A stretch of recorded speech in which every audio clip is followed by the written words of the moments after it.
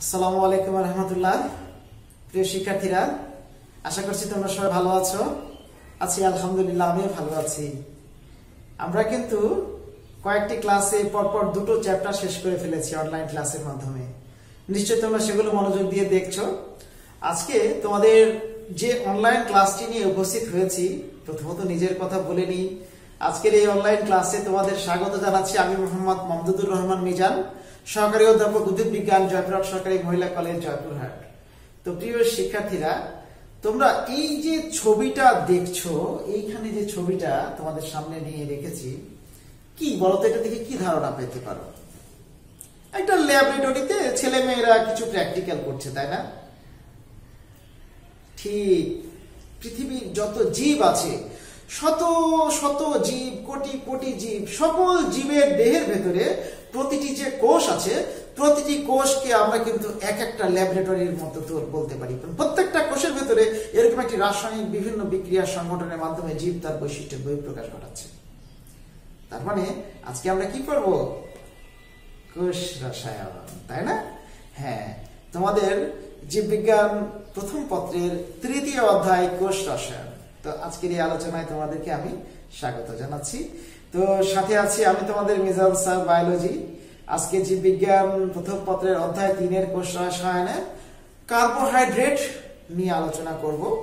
এবং কার্বোহাইড্রেটের প্রথম আলোচনা, আমাদের আরো একটি লেকচার থাকবে কার্বোহাইড্রেট নিয়ে। তো আমার YouTube channel Mizan sir biology যে জিএমসি, তোমরা অবশ্যই যারা সাবস্ক্রাইব করে রেখেছো তারা তো নিয়মিত আপডেট পাচ্ছই। যারা এখনো করনি অবশ্যই সাবস্ক্রাইব করে বেল বাটন বাজিয়ে রাখবে, তাহলে নিয়মিত আমার ক্লাসের আপডেটগুলো পেয়ে যাবে। তো প্রিয় শিক্ষার্থীরা, চলো আমরা কোষ রসায়নের যে প্রাথমিক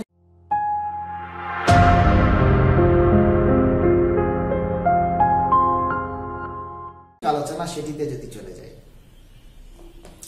পৃথিবীতে যে জীবগুলো আছে, প্রতিটি জীবের দেহেই এই রাসায়নিক উপাদানগুলো আছে। যত জীব আছে প্রত্যেকটা জীবের দেহে কিন্তু রাসায়নিক উপাদানগুলো আছে। এমনকি ওই জীবের উৎপত্তি সম্পর্কিত মতবাদেও এই কথাগুলো এসেছে যে পৃথিবীতে যত জীব আছে সব জীবগুলো ওই কার্বন, হাইড্রোজেন, নাইট্রোজেন, অক্সিজেন এই যৌগগুলো নিয়েই গঠিত, এর বাইরে আর কিছু নাই। কথা তো ঠিকই, এগুলো নিয়েই তো গঠিত। হ্যাঁ, তার মানে দেখো, জীবের জৈব বস্তু অর্থাৎ প্রোটোপ্লাজমের প্রায় 98 থেকে 99% হচ্ছে কার্বন, নাইট্রোজেন, অক্সিজেন, হাইড্রোজেন এই যৌগগুলো দিয়েই গঠিত। এছাড়াও ফসফরাস, সালফার এগুলো কিছু অংশ আছে। তার মানে কি, এই উপাদানগুলো নিয়ে জীবের যেহেতু প্রধান মানে প্রোটোপ্লাজমের বিভিন্ন অংশ গঠিত, তো এগুলো আবার এইভাবে মৌলিক উপাদান হিসেবে থাকে না, এগুলো কতগুলো যৌগ হিসেবে জীবদেহের ভেতরে অবস্থান করে। তো এই যৌগগুলো নিয়ে আমাদের এই কোষ রসায়ন অধ্যায়ের আলোচনা। কোষ রসায়ন অধ্যায়ে আমরা carbohydrate, protein, lipid, nucleic acid, enzyme এই বিভিন্ন বিষয়গুলো নিয়ে আলোচনা করব। অবশ্য নিউক্লিক অ্যাসিড নিয়ে আমরা প্রথম অধ্যায়ে কথা বলে এসেছি, ডিঅক্সিরাইবোনিউক্লিক অ্যাসিড এবং রাইবোনিউক্লিক অ্যাসিড। এই জন্য এই চ্যাপ্টারে আমরা এগুলো নিয়ে খুব বেশি আলোচনা করব না। তো আমরা প্রথমত যেটি নিয়ে কথা বলতে চাই সেটি হচ্ছে কার্বোহাইড্রেট। কার্বোহাইড্রেট বা শর্করা যেটাকে বলি আমরা। তো ইংরেজিতে কার্বোহাইড্রেট যেটিকে আমরা বাংলায় শর্করা বলি, যার রাসায়নিক গঠন যদি লক্ষ্য করা যায়, এটি এমন একটি রাসায়নিক পদার্থ যার প্রতিটি অণুতে কার্বনের সাথে হাইড্রোজেন এবং অক্সিজেন পরমাণু যুক্ত থাকে, এবং যেখানে প্রতিটি কার্বনের সাথে হাইড্রোজেন পরমাণু 2:1 অনুপাতে অর্থাৎ পানির অনুপাতে যুক্ত থাকে। এবং সরল কথায় যদি আমরা এর সংকেত বলি CmH2n, যেখানে M এবং N ভিন্নও হতে পারে, সেমও হতে পারে। তবে একটি কথা মনে রাখবে যে কার্বোহাইড্রেটে কার্বনের সংখ্যা ইজ নট লেস দ্যান 3। তার মানে কার্বন কয়টা হবে? 3 বা ততোধিক সংখ্যক কার্বন হবে। ঠিক আছে? তো এই যে কার্বনের সাথে হাইড্রোজেন এবং অক্সিজেন 2:1 অনুপাতে যুক্ত থাকে, এটি কিন্তু একটি সাধারণ কথা। অবশ্যই এটি বেশিরভাগ ক্ষেত্রে প্রযোজ্য, তবে কিছু ব্যতিক্রম আছে। যে ব্যতিক্রমটা আমরা ডিঅক্সিরাইবোজে লক্ষ্য করি। ডিএনএ গঠনে যেটা পেন্টোজ সুগার, তোমরা প্রথম অধ্যায়ে পড়েছো, নিশ্চয়ই তোমাদের মনে আছে। যেমন এই যে ডিঅক্সিরাইবোজ, এটি একটি 5 কার্বন বিশিষ্ট শর্করা, যেই সুগারটা মূলত ডিএনএ তে থাকে, বেসিক উপাদান হিসেবে থাকে। এর সাধারণ সংকেত কিন্তু C5H10O4। তার মানে এখানে কি আমি হাইড্রোজেন আর অক্সিজেনের অনুপাত 2:1 পাচ্ছি না। এখানেই কিছু ব্যতিক্রমের কথা আমরা বলছি। তো সেই দৃষ্টিকোণ থেকে যদি বলি, একটু বৈজ্ঞানিকভাবে যদি আমরা বলতে চাই, তাহলে শর্করা হচ্ছে হাইড্রেটস অফ কার্বন বা পলিহাইড্রক্সি অ্যালডিহাইড বা পলিহাইড্রক্সি কিটোনের যে যৌগগুলো, সেগুলোই হচ্ছে কার্বোহাইড্রেট। কারণ কার্বোহাইড্রেটে অ্যালডিহাইড এবং কিটোন মূলকগুলো কার্যকরী মূলক হিসেবে অবস্থান করে। ওকে, তো এখন যদি আমরা দেখি কার্বোহাইড্রেটের শ্রেণী বিভাগ, এই ছক দিয়ে আমি কিছু কথা তোমাদেরকে বলতে চাই। কার্বোহাইড্রেটকে আমরা 3 ভাবে শ্রেণী বিভক্ত করি। কয়ভাবে? 3 ভাবে, মানে 3টি উপায়ে শ্রেণী বিভক্ত করি। একটি হচ্ছে স্বাদের উপর ভিত্তি করে। এই যে দেখো স্বাদ, এটা কি মিষ্টি স্বাদযুক্ত নাকি মিষ্টি স্বাদবিহীন? যদি মিষ্টি স্বাদযুক্ত হয় তাহলে সেটি সুগার, আর যদি মিষ্টি স্বাদযুক্ত না হয় তাহলে নন সুগার। তাই বলে তোমাকে যে কোনো কিছু মিষ্টি স্বাদযুক্ত এনে দিবে আর তুমি বলবে এটা সুগার, আর যেটা মিষ্টি স্বাদযুক্ত নয় এটি নন সুগার, তা হবে না। কার্বোহাইড্রেট, সেটি কার্বোহাইড্রেট হতে হবে, এবং সেই কার্বোহাইড্রেট যদি মিষ্টি স্বাদযুক্ত হয় তাহলে সেটি সুগার, আর যদি মিষ্টি স্বাদবিহীন বা মিষ্টি বিবর্জিত হয় তাহলে সেটি নন সুগার। ওকে, হ্যাঁ, যেমন অনেক মিষ্টি যৌগ আছে যেগুলোকে আমরা, যেমন ডায়াবেটিসের রোগীরা নন সুগার, জিরো ক্যাল বিভিন্ন নামে তারা এগুলোকে গ্রহণ করে। হ্যাঁ, সেগুলোকে আমরা নন সুগার, মানে মিষ্টি হোক আর অমিষ্ট হোক, তারা আসলে কার্বোহাইড্রেট নয়। আর রাসায়নিক গঠন ভিত্তিতে কার্বোহাইড্রেটকে আমরা প্রধানত 3 ভাগে বা কখনো 4 ভাগে, যেমন এখানে আমরা 4 ভাগে ভাগ করেছি, আমি 4 ভাগের কথাই বলছি। আচ্ছা, এইটাতে যাওয়ার আগে আমি বিজারণ ক্ষমতার কথাটা একটু বলে আসি, তাহলে একটি পার্ট শেষ করে আমরা এটা নিয়ে যেহেতু বেশি কথা বলবো, তাহলে ওই জায়গায় আমরা বেশি যেতে পারবো। কারণ এই দিকে অনেকগুলো ভাগ আছে, আর বিজারণ ক্ষমতার উপর ভিত্তি করে এখানে যেমন সুগার আর নন সুগার, বিজারণ ক্ষমতার উপর ভিত্তি করে 2টো ভাগ আছে। একটি হচ্ছে রিডিউসিং সুগার আর একটি হচ্ছে নন রিডিউসিং সুগার। এই যে দেখো, বিজারণ ক্ষমতার উপর ভিত্তি করে এই যে রিডিউসিং সুগার, আর একটি হচ্ছে নন রিডিউসিং সুগার। রিডিউসিং কারা? যে কার্বোহাইড্রেট গুলোতে অ্যালডিহাইড এবং কিটোন মূলক ফ্রি থাকার কারণে এরা অন্য যৌগকে বিজারিত করতে পারে, তার মানে যার বিজারণ ক্ষমতা আছে সেটি হচ্ছে রিডিউসিং সুগার। গ্লুকোজ, ফ্রুক্টোজ অর্থাৎ যেগুলোতে তোমার অ্যালডিহাইড এবং কিটোন মূলক মুক্ত অবস্থায় থাকে, মনোস্যাকারাইড গুলো, সেগুলো হচ্ছে রিডিউসিং সুগার। আর যেগুলোতে এই যৌগগুলো মুক্ত অবস্থায় থাকে না বা এই গ্রুপগুলো মুক্ত অবস্থায় থাকে না, তারাই কিন্তু নন রিডিউসিং সুগার। তাহলে বিজারণ ক্ষমতার উপর ভিত্তি করে কার্বোহাইড্রেটকে আমরা 2 ভাগে ভাগ করলাম, রিডিউসিং সুগার এবং নন রিডিউসিং সুগার। কথা ক্লিয়ার কিনা? আচ্ছা, এখন যাব আমরা এই যে রাসায়নিক গঠন অণুর ভিত্তিতে, এটাকে তুমি আসলে আগে এটাকে 3 ভাগে ভাগ করা হতো, মনোস্যাকারাইড, অলিগোস্যাকারাইড এবং পলিস্যাকারাইড। আমরা নিজেরাও এরকম করেছি, মনোস্যাকারাইড, অলিগোস্যাকারাইড, পলিস্যাকারাইড। মনোস্যাকারাইড কখন হবে? যখন কোনো কার্বোহাইড্রেটে কার্বন দিয়ে গঠিত একটাই শৃঙ্খল থাকবে, একটাই রিং থাকবে। আমি কি বোঝাতে পারছি কিনা? যেমন দেখো, আমি তোমাদেরকে এই চাবিটা যদি দেখাই, এই যে চাবিটা, এইখানে এইটা হচ্ছে একটা সুতার রিং, এই রিংটা বড়, তাই না? আর এখানে যে রিংটা আছে এটা একটা ছোট রিং না? এটা ছোট রিং। দেখো, তার মানে এই রিং একটাই, এটা সুতার একটা বড় রিং, এটা ছোট রিং। আমি আরো কিছু রিং এখানে এনে রাখলে হয়তো তোমাদের দেখাতে সুবিধা হতো। যাই হোক, তো এই রিং একটাই, সেখানে কার্বন কয়টা সেটি পরের কথা। একটি মাত্র কার্বন শৃঙ্খল বা কার্বন রিং নিয়ে গঠিত কার্বোহাইড্রেট যেগুলো, সেগুলোকে বলবো আমরা মনোস্যাকারাইড। কথা ক্লিয়ার? আর যখন এই কার্বন শৃঙ্খল সীমিত সংখ্যক থাকবে, নট মোর দ্যান 10, ঠিক আছে, 10-এর মধ্যে যদি থাকে, তখন সেটাকে বলি আমরা অলিগোস্যাকারাইড। এখন এই অলিগোস্যাকারাইড থেকে একটা পার্টকে আমরা বের করে নতুন একটি ভাগ বানিয়েছি, সেটি হচ্ছে ডাইস্যাকারাইড। তার মানে এখানে মনো হচ্ছে একটা কার্বন শৃঙ্খল, যেহেতু জীবদেহে মনো আর ডাইস্যাকারাইডই বেশি পাওয়া যায়, এই জন্য এখানে আমরা আরেকটি ভাগ বানিয়েছি, সেটি হচ্ছে ডাইস্যাকারাইড। তার মানে যে কার্বোহাইড্রেটে 2টো কার্বন শৃঙ্খল পাবো সেটি ডাইস্যাকারাইড, আর 10 পর্যন্ত পেলে সেটি অলিগোর মধ্যে থাকলো। আর যখন আমরা অনেক বেশি সংখ্যক পাই, তখন সেটি হয়ে যাবে পলিস্যাকারাইড। কথা ক্লিয়ার? হ্যাঁ। তো মনোস্যাকারাইড যেটা বললাম, একটি মাত্র কার্বন শৃঙ্খল আছে, এটিতে আবার কার্বন সংখ্যার উপর, যেমন মনে করো 3 কার্বন নিয়েও একটা রিং হতে পারে, 4 কার্বন নিয়েও, 5 কার্বন, 6 কার্বন, 7 কার্বন, যত কার্বন নিয়ে রিং হোক না কেন, যদি সেখানে একটি মাত্র কার্বনের রিং বা কার্বনের শৃঙ্খল থাকে তখনই সেটি মনোস্যাকারাইড। কিন্তু কার্বনের সংখ্যার উপর ভিত্তি করে এদেরকে আমরা আবার আলাদা আলাদা ভাগ করেছি। যেমন ট্রায়োজ, এখানে 3টি কার্বন থাকবে, টেট্রোজ, এখানে 4টি কার্বন থাকবে, পেন্টোজ, এখানে 5টি কার্বন থাকবে, হেক্সোজ, এখানে 6টি কার্বন থাকবে, হেপ্টোজ, এখানে 7টি কার্বন থাকবে। এভাবে কার্বন সংখ্যার উপর ভিত্তি করে আমরা কিন্তু কার্বোহাইড্রেট অর্থাৎ মনোস্যাকারাইডকে আলাদা আলাদা ভাগে ভাগ করেছি। ওকে, ঠিক একইভাবে দেখো ডাইস্যাকারাইডের ক্ষেত্রে তো দুটোই, কিন্তু অলিগোতে অর্থাৎ 3টা থেকে শুরু করে যদি আমরা বলি তাহলে 3টা কার্বন শৃঙ্খল নিয়ে ট্রাইস্যাকারাইড, 4টা কার্বন শৃঙ্খল নিয়ে 3টা নিয়ে ট্রাই, 4টা নিয়ে টেট্রাস্যাকারাইড, 5টা নিয়ে পেন্টাস্যাকারাইড, 6টা নিয়ে হেক্সাস্যাকারাইড। এভাবে আমরা 10 পর্যন্ত, ডেকা পর্যন্ত যেতে পারি। ঠিক আছে, আর যদি 10-এর বেশি হয় তখন তো আমরা কি বললাম, সেটি হচ্ছে পলিস্যাকারাইড। এই যে পলিস্যাকারাইড, তো পলিস্যাকারাইড আবার গাঠনিক এককের ভিত্তিতে এগুলোকে আমরা হোমোপলিস্যাকারাইড, হেটেরোপলিস্যাকারাইড, আবার কাজের ভিত্তিতে এদেরকে আমরা 3 ভাগে ভাগ করেছি। একটা হচ্ছে সঞ্চিত, মানে সঞ্চিত উপাদান হিসেবে থাকে, আর একটি গঠনগত উপাদান হিসেবে থাকে, আর একটা হচ্ছে মিউকো বস্তু হিসেবে অর্থাৎ কোষের ভিতরে অবস্থান করে যেগুলো। এই ভাগগুলো যদি আমরা একটা একটা করে অ্যানালাইসিস করি তাহলে প্রথমত যদি আমরা এই যে স্বাদের উপর ভিত্তি করে যে কতগুলো বললাম এগুলো নিশ্চয়ই আমার বলার দরকার নেই।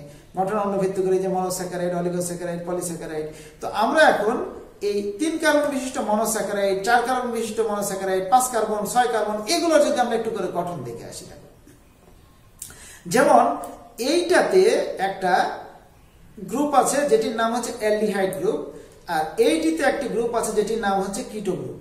তোমরা মনে রাখবে অ্যালডিহাইড মূলকগুলো সবসময় 1 নম্বর কার্বনে থাকে, আর কিটোন গ্রুপগুলো সরল শৃঙ্খলে 2 নম্বর গ্রুপে থাকে। তো অ্যালডিহাইড গ্রুপযুক্ত কার্বোহাইড্রেট গুলোকে আমরা বলবো এগুলো হচ্ছে অ্যালডোজ।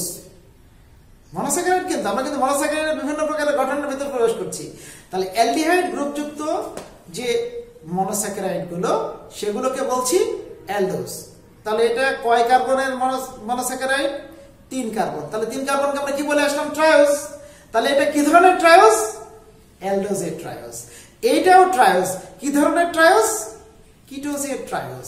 তার মানে অ্যালডিহাইড গ্রুপযুক্ত কার্বোহাইড্রেটকে অ্যালডোজ, আর কিটোন গ্রুপযুক্ত কার্বোহাইড্রেটকে আমরা কিটোজ বলছি। তাহলে এখানে 3 কার্বন বিশিষ্ট হলে ট্রায়োজ, তাহলে অ্যালডোজের ট্রায়োজ, এটা হচ্ছে কিটোজের ট্রায়োজ। কি বোঝাতে পারছি কথাগুলো? কার্বনের সংখ্যা কিন্তু বেশি হতে পারে, কম হতে পারে, কিন্তু মূলকের অবস্থান এটা যেমন অ্যালডিহাইড 1 নম্বরে, কিটোন 2 নম্বরে, এইভাবে থাকবে। যেমন আমি তোমাকে পরেরটা দেখাই, দেখো, যেমন এটা কিন্তু একটা টেট্রোজ। এই যে 4টা কার্বন, কার্বন নাম্বার 1 2 3 4, এখানে আমরা অবশ্য নাম্বারিং করে দেখিয়েছি। এই যে 4টা কার্বন, এই 4 কার্বনে দেখো এটা হচ্ছে অ্যালডিহাইড গ্রুপ। এখানে অত ভেঙে দেখায়নি, একটু ডাইরেক্ট দেখাইছি। এটি হচ্ছে কিটোন গ্রুপ।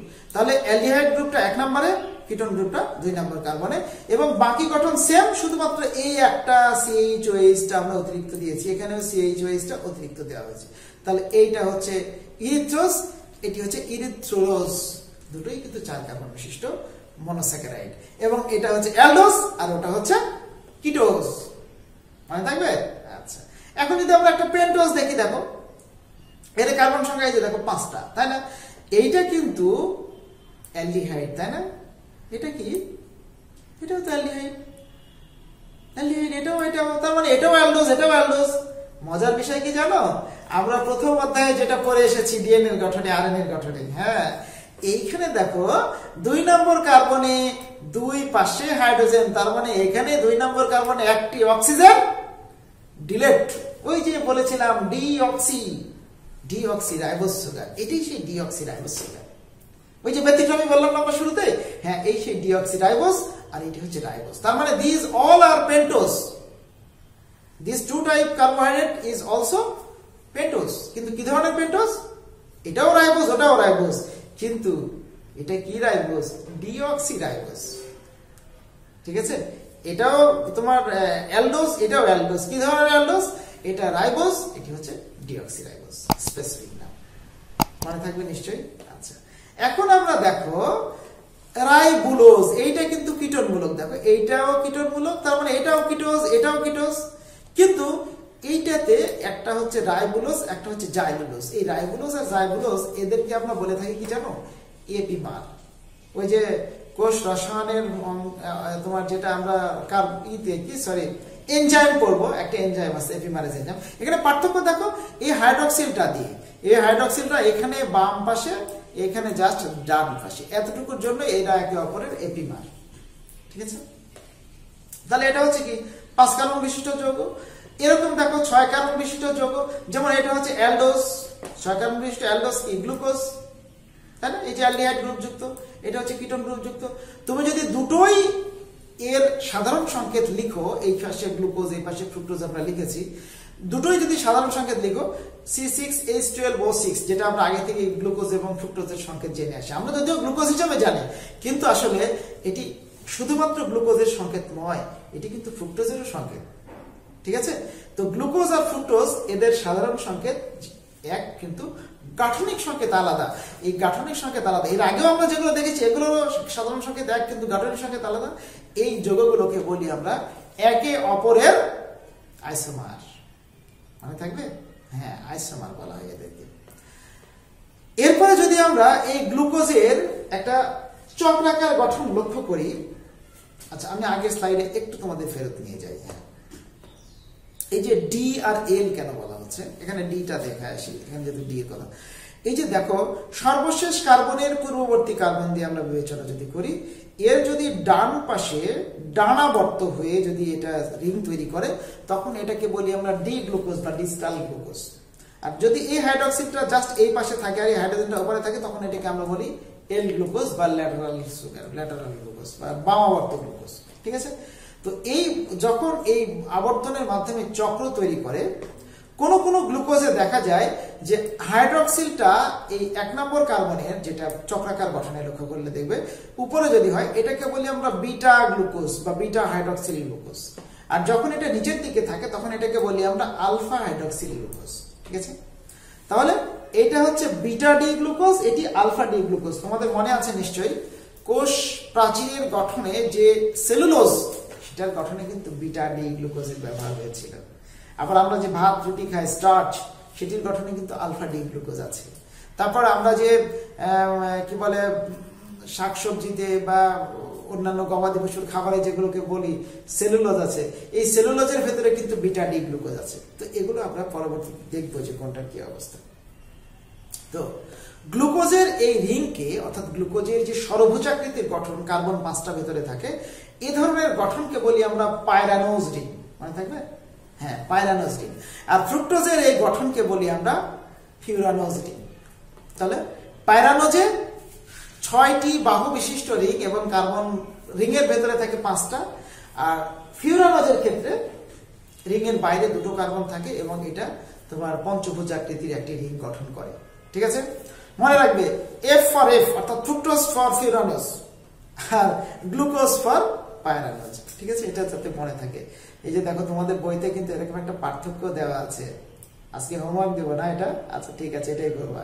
হ্যাঁ, গ্লুকোজ ফ্রুক্টোজ এদের মধ্যে পার্থক্য কি, তাই না? এটা অ্যালডোহেক্সোজ, এটা হচ্ছে কিটোহেক্সোজ।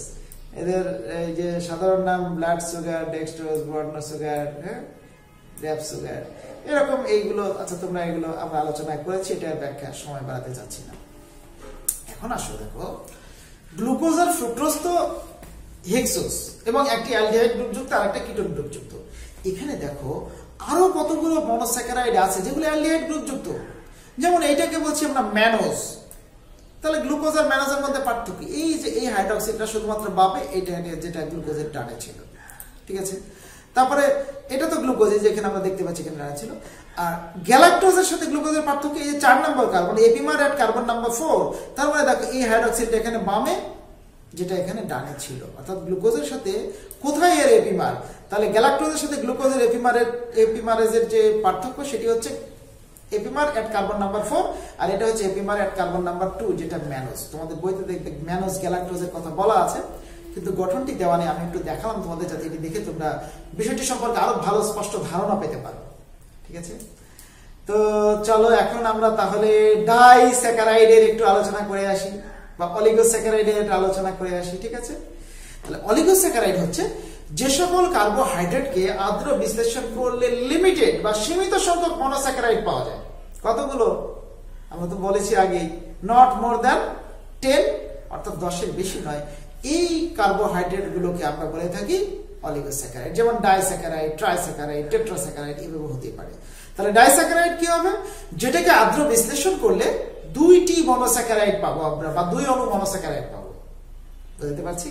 হ্যাঁ, আমি দেখাই, দেখো এই যে এইটা একটা ডাইস্যাকারাইড, যেমন সুক্রোজ, চিনি, বাজার থেকে যে চিনি আমরা কিনে খাই তাই না, সুক্রোজ। হ্যাঁ, এই সুক্রোজকে যদি আমরা পানি সহযোগে আদ্র বিশ্লেষণ করি তাহলে 1 অণু গ্লুকোজ 1 অণু ফ্রুক্টোজ পাওয়া যায়।